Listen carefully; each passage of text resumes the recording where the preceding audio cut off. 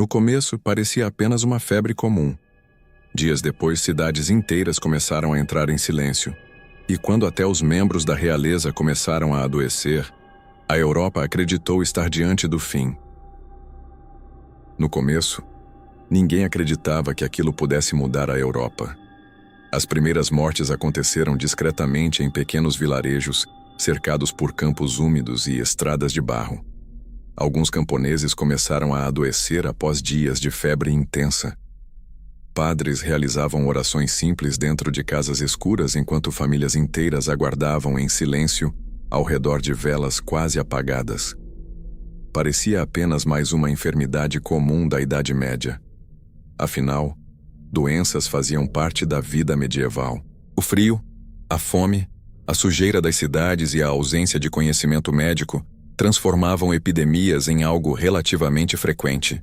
Mas dessa vez, existia algo diferente. Os sintomas avançavam rápido demais. Homens saudáveis começavam a definhar em poucos dias. Mulheres desmaiavam durante feiras movimentadas. Crianças passavam noites inteiras queimando em febre, enquanto médicos tentavam tratamentos desesperados, usando ervas, sangrias e misturas improvisadas. Nada parecia funcionar. E então os rumores começaram. Mercadores vindos de regiões distantes falavam sobre cidades inteiras, mergulhadas em medo absoluto. Algumas tavernas passaram a fechar mais cedo. Certos vilarejos começaram a impedir a entrada de viajantes desconhecidos. As pessoas já não confiavam umas nas outras. Em muitas regiões da Europa medieval, bastava ouvir uma tosse dentro de uma praça movimentada para que dezenas de pessoas se afastassem imediatamente. O medo crescia mais rápido do que a própria doença. As ruas começaram lentamente a mudar. Feiras tornaram-se silenciosas. Mercados antes lotados agora pareciam vazios sob a chuva constante. Padres caminhavam pelas cidades carregando cruzes e relíquias religiosas enquanto o som distante dos sinos das igrejas ecoava diariamente pelos becos úmidos. Em certos locais, funerais começaram a se tornar parte da rotina. Mas o verdadeiro pânico começou quando a enfermidade ultrapassou os limites da plebe. Membros da aristocracia também começaram a adoecer. Nobres passaram a se isolar dentro de castelos escuros, enquanto médicos particulares circulavam pelos corredores carregando livros antigos e instrumentos rudimentares. Algumas famílias reais proibiram completamente visitas externas. Mesmo assim, a doença continuava avançando. Os médicos da época não conseguiam encontrar explicações reais. Muitos acreditavam que o surto era resultado de punição divina. Outros culpavam o clima, os ratos, os alimentos, ou até fenômenos celestes observados durante certas noites. Mas nenhuma teoria parecia suficiente, porque ninguém compreendia exatamente como aquela febre se espalhava. Os cronistas medievais descrevem cidades mergulhadas em paranoia silenciosa. Em algumas regiões, pessoas começaram a abandonar parentes doentes por medo de contaminação.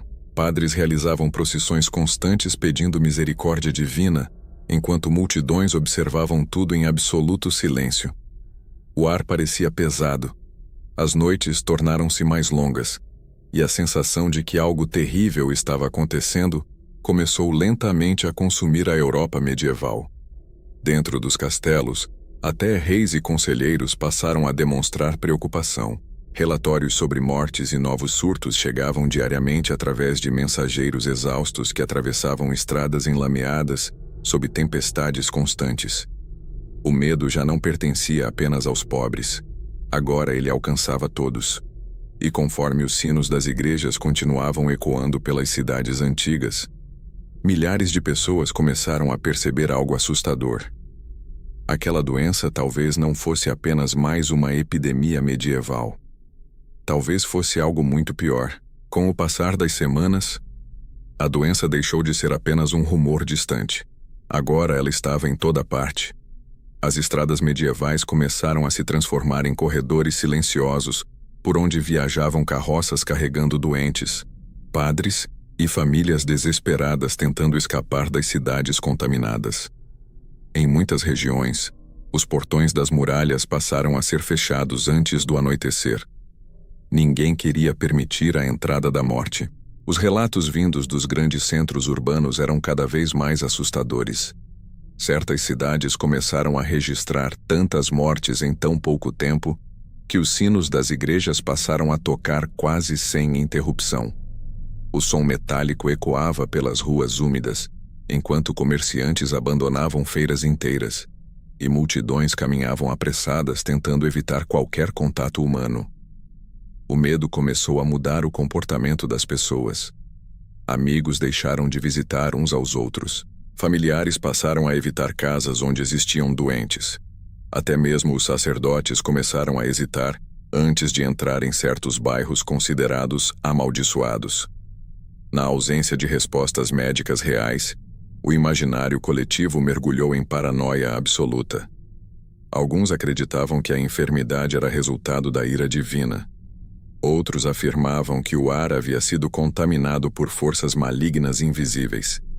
Em tavernas escuras, histórias absurdas circulavam durante a noite. Havia quem jurasse que a doença havia surgido após tempestades incomuns vindas do norte da Europa. Mas ninguém sabia a verdade. Os médicos continuavam impotentes. Vestidos com roupas pesadas e carregando livros antigos, eles percorriam corredores de castelos e vielas medievais tentando salvar pacientes que frequentemente morriam poucos dias depois dos primeiros sintomas. As tentativas de tratamento tornaram-se cada vez mais desesperadas. Sangrias, ervas queimadas, poções, orações. Nada parecia conter o avanço da enfermidade. E então, a doença alcançou os centros de poder. Dentro dos palácios, o medo tornou-se ainda mais intenso. Reis passaram a limitar audiências públicas. Rainhas deixaram de aparecer diante da corte. Conselheiros circulavam em silêncio pelos corredores enquanto mensageiros traziam notícias cada vez mais sombrias, vindas de outras regiões da Europa. Pela primeira vez, até a aristocracia parecia vulnerável. As grandes cidades começaram lentamente a adquirir uma aparência fantasmagórica. Mercados vazios, portas fechadas, tochas queimando durante a madrugada, procissões religiosas caminhando sob chuva constante. Em certas regiões, cadáveres passaram a ser enterrados rapidamente para evitar novos surtos de pânico coletivo. Algumas famílias abandonavam os próprios mortos antes do amanhecer. A sensação de colapso tornou-se impossível de ignorar. Cronistas medievais descrevem pessoas observando umas às outras com desconfiança absoluta. Qualquer tosse podia transformar uma praça inteira em caos.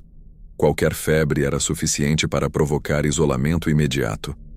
A doença havia destruído algo invisível: a confiança. E sem confiança, as cidades começaram lentamente a se tornar lugares silenciosos e assustadores.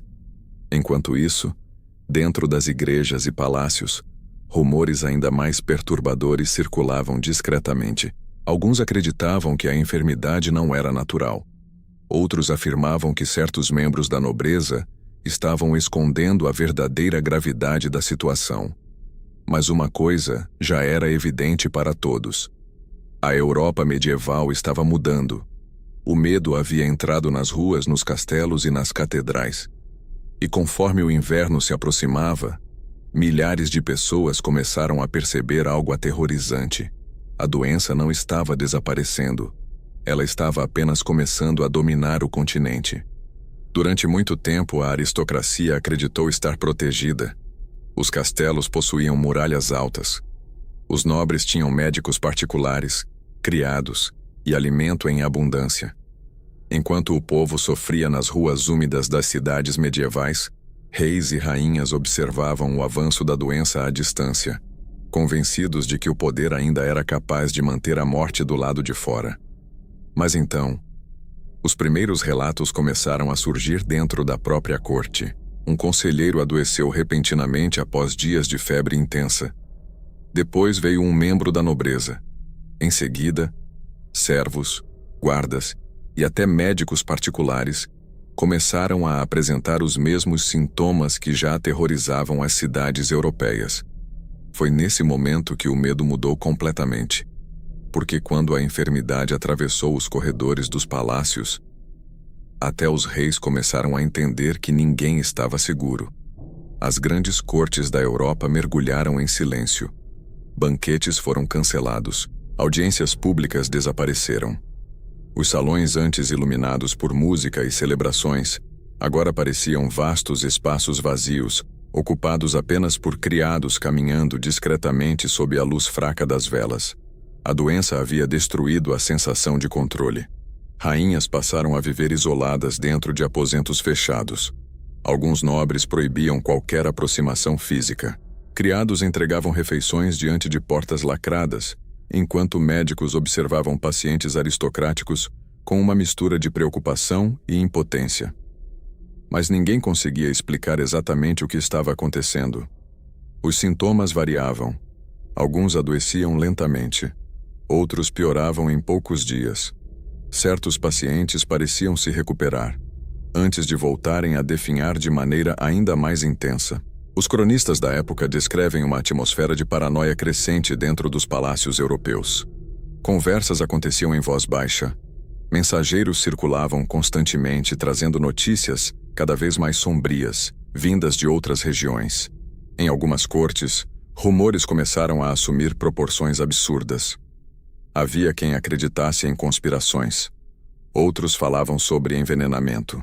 Alguns afirmavam que a doença era resultado de maldições religiosas ou castigos divinos direcionados à própria realeza. Mas o mais assustador era outra coisa. Nem os médicos da corte pareciam confiantes. Vestidos com mantos escuros e cercados por livros antigos, eles percorriam corredores silenciosos tentando compreender sintomas que pareciam fugir completamente do conhecimento medieval. Sangrias, poções e ervas continuavam falhando repetidamente. A impotência começava a se espalhar entre aqueles que deveriam oferecer respostas, e conforme o número de doentes aumentava, a própria imagem da monarquia começou a enfraquecer. O povo observava os castelos com medo. Se até reis e rainhas estavam adoecendo, então talvez ninguém pudesse escapar. As cidades mergulharam ainda mais profundamente em tensão psicológica. Igrejas lotavam durante a madrugada. Procissões religiosas atravessavam ruas cobertas por chuva enquanto multidões observavam tudo em silêncio absoluto. A Europa medieval parecia presa dentro de uma longa noite sem fim. E dentro dos palácios, muitos aristocratas começaram lentamente a perceber algo perturbador. A doença não estava destruindo apenas corpos. Ela estava destruindo a própria ilusão de poder, porque ouro, muralhas e títulos nobres já não eram suficientes para conter o medo que agora se espalhava por todo o continente. A enfermidade havia alcançado todos, e ninguém sabia quanto tempo ainda restava antes que a Europa inteira mergulhasse no colapso absoluto. Com o passar dos meses, a doença começou lentamente a desaparecer de algumas regiões da Europa medieval. Mas o medo permaneceu. As cidades nunca voltaram a parecer as mesmas. Muitas ruas continuaram vazias durante anos. Famílias inteiras desapareceram. Certos castelos permaneceram isolados mesmo após o fim do surto, enquanto médicos da época tentavam registrar em livros antigos algo que jamais conseguiram compreender completamente, porque ninguém sabia exatamente o que havia causado aquela enfermidade. E talvez esse tenha sido o aspecto mais aterrorizante de tudo: a sensação de impotência. A percepção de que nem reis, nem muralhas, nem riquezas foram capazes de impedir o avanço silencioso da doença. A Europa medieval sobreviveu, mas saiu transformada para sempre. E enquanto os sinos das igrejas continuavam ecoando sob o céu cinzento do continente, muitos passaram a acreditar que aquele surto havia deixado uma cicatriz invisível dentro da própria civilização europeia. E se você gosta das histórias mais sombrias, misteriosas e perturbadoras da história humana, se inscreva agora no Medieval Decay, porque ainda existem segredos que o tempo tentou esconder.